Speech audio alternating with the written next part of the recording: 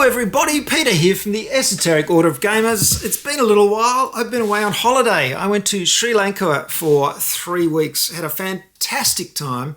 I highly recommend visiting Sri Lanka. I think you'll find it as fascinating, as exciting and as friendly and as wonderful as I did. I had such a good time. It's a beautiful country. Everyone that we met was warm and welcoming and friendly and big smiles. It was just great. Now, that is a country that has had some very troubled modern history. There was the horrific civil war between 1983 and 2009, the cataclysmic tsunami disaster in 2004, and even just recently they've had terrible economic issues. I don't know how the Sri Lankan people managed to keep smiling through all that. They're just quite incredible. And when we went there, there was a feeling that things were getting better and things were on the up and up.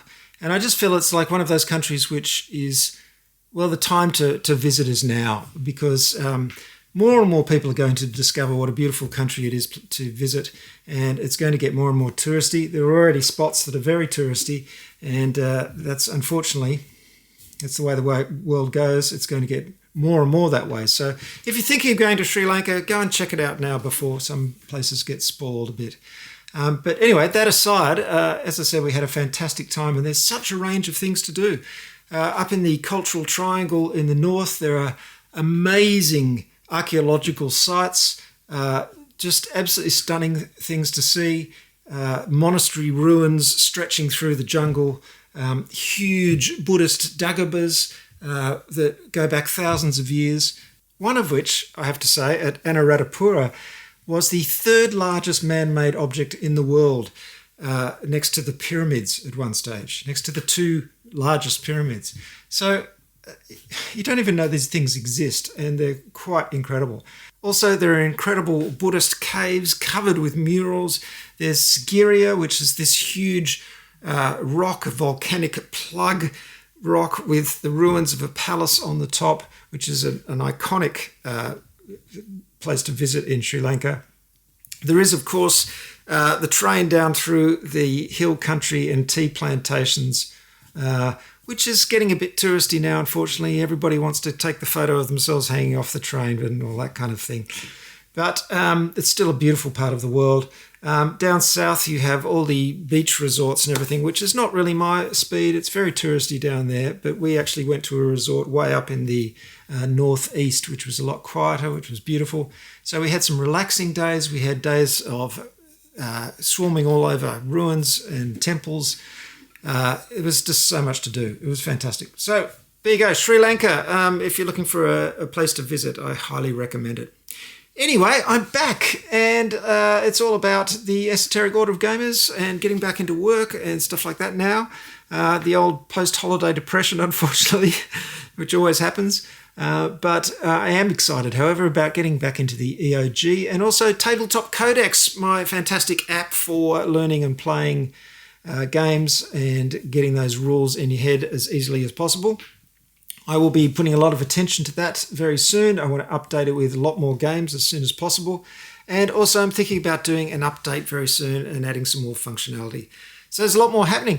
In this video, it's a bit of a hodgepodge. I'm just going to show you a few things. I'm even going to give you a travel tip. So nothing to do with games. So you never know what you're going to get on the Esoteric Order of Gamers. Here we go. So this has got absolutely nothing to do with games, but before I unpacked my backpack from my last trip, I thought I'd show you a few things that I do every time I pack, which I find really useful, and you might find useful too. So this is my traveling pack. It's a 50 litre, I think it's 50 litre Osprey pack, and this is fantastic. It's got a separate pack, of course, a day pack, which is always handy. You can take that off like that, very easy. Now, I use a small sort of crossover pack when I'm travelling around during the day, but sometimes if I'm going on a longer walk, you'll need something a bit bigger. So this is the pack itself, and what I do is use these individual packing bags, and some of you may already do this, but I find this so handy. These things save my life. You can get them in sets of different sizes like this, and you can see I've just written on the outside what's in them. So I've got one for t-shirts, one for shirts, one for pants, a small one for socks, one for miscellaneous pills and drugs and things like that, and there's one for briefs, of course, as well. And then in the back here, I've got a medical bag. My partner's very good at putting together a medical bag, so she did that. I've got a toiletries bag at the bottom. And then I've got this shoe bag, which is really handy for putting your shoes in. I usually take a pair of sandals and a pair of shoes, and whichever one isn't being worn can go into this bag and go in there as well. And I've even got a game. I think this is archaeology. But when you're traveling, this keeps things so much more organised. And when you just need something, you can take out a pair of socks or something out of this. And when you finish with them, you can just pop them back in again, and you'll always know where all your stuff is. And especially when you're getting up early to catch a train or something, you've got to pack fast, this keeps all your stuff organised. I highly recommend it. I've sort of honed this system over years, and it works really, really well when travelling. So there's a little travel tip, nothing to do with games, but it might be useful anyway. Another thing I wanted to do is send out a big thank you to Awaken Realms. Now, as you know, Awaken Realms make a whole lot of fantastic games that are really thematic and exciting and story-driven. Absolute classics such as the Tainted Grail games, Nemesis, The Great Wall, Tamashii, ISS Vanguard. Very, very cool stuff. Lords of Hellas, that's another one. This War of Mine, just the list goes on and on. Well, they sent me a lovely care package full of marketing goodies, and I just thought this was really lovely. I've got this fantastic beanie. Just stick it on my head now. I've got, as you can see, winter's coming up. Beanies are essential. This is my Awaken Realms one. I've also got this scarf, which has got Awaken Realms on one side and, what does it say on the other side? Change the game. So, yep. Don't know if I'll be wearing this one in public, but it's very warm, so it'd be nice at home. Very cool. We've also got a key ring that also says change the game on it. This must be their new slogan. We've got another key ring with just Awaken Realms on it. Oh, goes on and on. This very, very cool Nemesis alien figure, but done in sort of heavy metal. Beautiful thing there. Just a lovely piece to put on the shelf. That's nice. We've got a little packet saying change the game in the Awaken Realms logo and some chockies. I've already had one. And also a very nice card. Thank you for 2024. Fellow adventurers, last year was a year of daring quests and unforgettable tales. Together we uncovered the secrets of the higher realm and the broken sun, embraced the dark power of lament while joining the hunt, and celebrated the vibrant legacy of Puerto Rico Special Edition. With you by our side, the journey ahead promises to be even more legendary. Thank you for making this 10th anniversary year so epic. 10 years. It's been 10 years since Awaken Realms started, which is, that's gone pretty quickly. Your allies in adventure, Awaken Realms team. I was very touched by that. Us content creators, it may seem like an exciting, glamorous life, but we don't get a lot of thanks, really, when it comes down to it. And for a publisher to send out something like this is, well, it's unheard of. I've been doing this for, 12 years or something now, and I don't think anyone sent me such a large promotional marketing package of goodies. And thank you, Awaken Realms. I really appreciated it, and it made me feel very appreciated. So very, very cool from Awaken Realms. And of course, I really, really hope to be covering all of their games in the future because they're really fun and I really like them. And one of the things that I love on this channel are very thematic, immersive games, and Awaken Realms certainly make those. Now, a few things arrived while I was away, and I'm going to be talking about them in future, but I just want to show you what they are. We've got Hobgoblin. At last, I've got a copy of Hobgoblin from the redoubtable Mike Hutchinson, who I'm proud to say is a mate of mine. Lovely bloke and makes some fantastic miniatures games. Of course, Gaslands is his classic, A Billion Suns as well. And this is Hobgoblin, which is the mass fantasy battles game, rank and flank type one. And I've already done one battle report for this game, but now I've got the full completed rules. When I did it before, it was just the in-progress rules. So we've got this lovely book. He also sent me the Blaster Archives issue, which is Gasland's Legacy. Now, I've got to do a special video on Blaster Archives.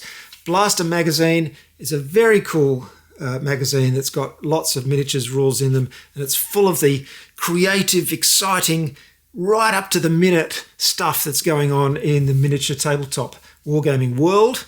And I've got a few issues there, and I've been meaning to do a video on it for ages. So I promise you that will be coming. I don't have a chance to play all of those games because there's so many of them, but we'll certainly be discussing them and looking at Blaster Mag, because I highly recommend you get your hands on these magazines. They're very, very cool. And this one, as I said, has got a Gaslands Legacy campaign from Mike Hutchison. And if you go through it, as you get to each bit, it says, stop reading, because you discover the campaign as you go along. And I am going to definitely play this with my friend Dylan. We're going to get some cars together and play this campaign because we've been meaning to play some more Gaslands for ages. And, of course, Hobgoblin. Some goodies from Games Workshop arrived as well while I was away. One is Blood and Zeal. This is the new Kill Team set. I'm currently just starting to paint this, so I don't know if I'll be able to show them to you in time fully painted, but I've certainly made them all up and I can show you that. But this is the new set. It's got its cool statue in it as well, and 2 teams. So that's the new one. This seems to be the new format for new Kill Team sets. And also this one has some new cards in it as well to shake up the gameplay a bit. Got a little bit for Necromunda. This is the Shadar Hunters and Arthramite Spine Worms. Say that 10 times fast. Basically, they're the nomad gangs for Necromunda. And also there's some Ash Waste Nomads weapons and upgrades if you like sort of converting your figures with different weapons and things. I don't go to that level of detail in Necromunda because, you know, I'm not playing campaigns and saying, well, he's got a different weapon, so I'm going to model it on the model and all that kind of stuff. But if you want to, and also if you want to scratch build different looking Ash Waste Nomads, that's very, very cool. I'm going to put these figures together, and what I want to do as well is do another battle report. It's been ages. Do a battle report of Necromunda using the ruined Necromunda terrain that came in the set, which is the name I've forgotten of. Yes, Hive Secundus, or Secundus. Secundus. I'm going to say Secundus. Hive Secundus. I've got all the terrain and melted looking ruined hive terrain for that, and I really want to play a game of that and do a battle report of that game. So much to do. 2 games that I'm going to cover soon are The Mandalorian Adventures. I've got a review in the works for this, and I've almost finished the rules and reference for this as well. That's the cool one from Corey Kineska and Unexpected Games. It's really fun, spoiler. And I just got this one. I bought this one myself because unfortunately I can't seem to get freebies from this company. But it's Escape from New York by Pendragon Games. And I read a really good review of this one. And of course it really just fits my thematic remit. And 80s action films, who doesn't love them? I grew up on them. And I've heard this one's really good. So it's a real sort of a merry trash sort of style adventure game. So I'll be doing a rules and reference for this one, and hopefully a review as well if I get around to it, but certainly a rules and reference. You know, I love dystopian wars. Well, Armoured Clash is just as cool. It's set in the same world, of course. I've played 1 game of Armoured Clash so far and really enjoyed it. It was very cool, and I'm going to do another one for a battle report and film it. This is the new Army for the Enlightened. So I've put 2 armies together and painted them. I showed you those in a previous video. And I'm just about to start putting this one together because I do like the Enlightened as a faction. It's got a big resin model in it and, you know, a full army. So I'll be doing that. And as I say, getting a battle report to you as well. In fact, there's also some flyer figures coming on the way for Armoured Clash from Warcradle. So that'll be adding flyers to those games as well. And yeah, I was really impressed with Armoured Clash. It played very smoothly and was a lot of fun. Well, that's about it, folks. Just that stuff that's coming up pretty soon. Hopefully there'll be lots of other things as well. The main thing I really want to say is that, and I've said this before, but I just want to say it again, Tabletop Codex. I'm going to concentrate on getting more stuff into Tabletop Codex. So if you've signed up for the subscription service for that, don't you worry, there'll be new rules added to it very, very soon, as I've been adding over the months since I released it, and it's going to get bigger and bigger and more useful. And of course, your other option is, if you don't want to subscribe to it, you can just buy them individually for the games that you have. So Tabletop Codex is definitely going to keep getting some love. I'm also gearing up for the first upgrade, the first update, so hopefully some new functionality in there as well. I'll let you know about that closer to the date when it starts happening. But for the moment, go and check out Tabletop Codex. It's at tabletopcodex.com. There's links on my website and on that website, or you can just go to the App Store or the Google Play Store and search for it. Download it, check it out, try it out. I think you'll be pretty impressed by that app. I'm really proud of it. And I intend to make sure that Tabletop Codex keeps growing. And also I've got to kick into some promotion for that so I can get it out to a wider audience. So please tell your friends all about it and let's get Tabletop Codex out there and everybody using it. Thanks for watching, folks. I know this is a bit of a jumble of stuff, this video, but as I said, just come back from holiday and I'm just getting back into the groove again. So more stuff from the Esoteric Order of Gamers soon. I've already got new rule summaries I'm going to update onto the website as well. It's all happening. The Esoteric Order of Gamers is never slowing down. I hope you enjoy it and I hope you find it useful. I will see you next time. In the meantime, good gaming. Bye for now.